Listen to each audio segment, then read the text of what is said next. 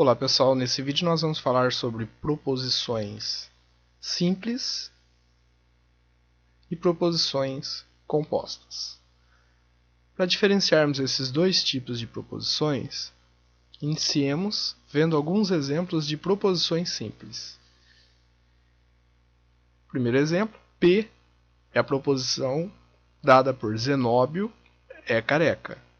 Segundo exemplo, que a proposição é dada por Pedro é estudante. Proposição R, o número 25 é um quadrado perfeito. Só para recordarmos, quadrado perfeito é aquele número que pode ser escrito como um número inteiro elevado ao quadrado que resulta nele. Ou seja, são os números que têm a raiz quadrada exata. Proposições compostas. Zenóbio é careca e Pedro é estudante. Segundo exemplo, Zenóbio é careca ou Pedro é estudante.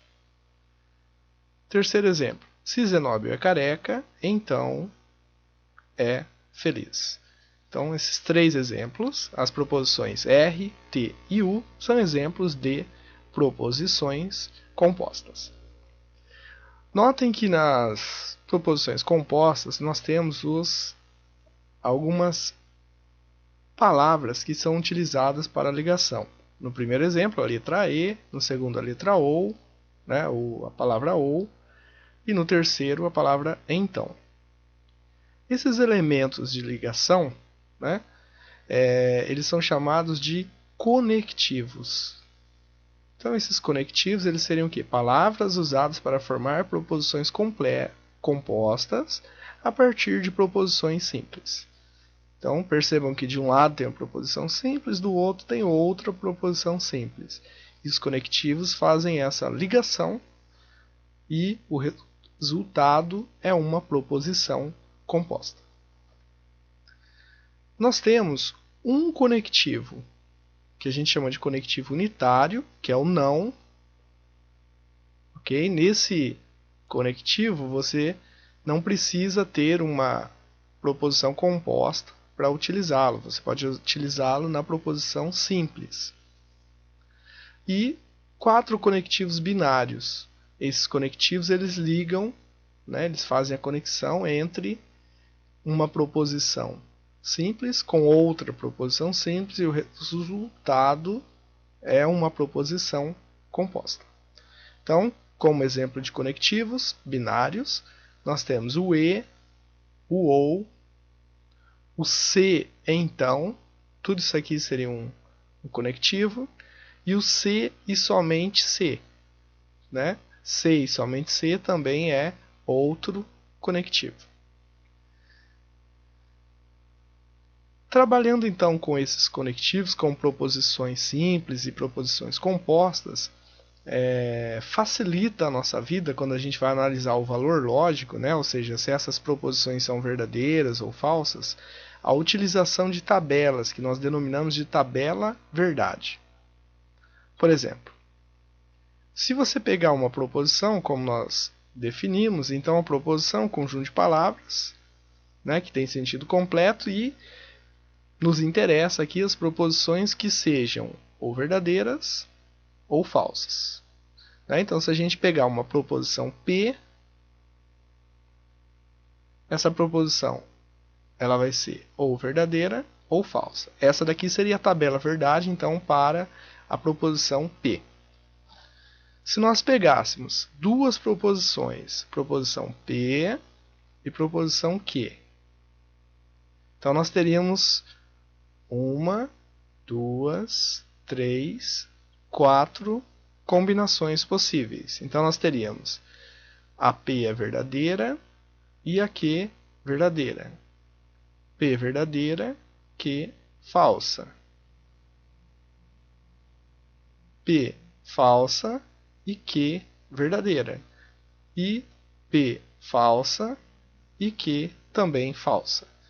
Então essa daqui seria uma outra tabela verdade, né? Agora nós estamos trabalhando com uma proposição composta. Isso nessa tabela verdade. Né? Nós temos duas proposições simples. Nessa primeira tabela, nós temos apenas uma proposição simples. E também nós podemos montar tabelas verdade com mais de duas proposições. Vamos enumerar aqui.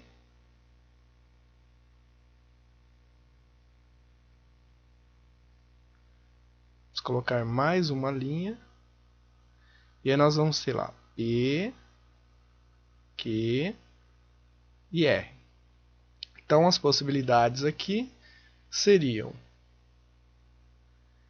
todas verdadeiras, as duas primeiras verdadeiras e a última falsa, a primeira verdadeira e as duas, a Q e a R, falsa, né? A P falsa e Q e R verdadeira. Nós poderíamos também ter falsa na P, falsa na Q e verdadeira na R. Além disso, né, nós poderíamos ter todas falsas.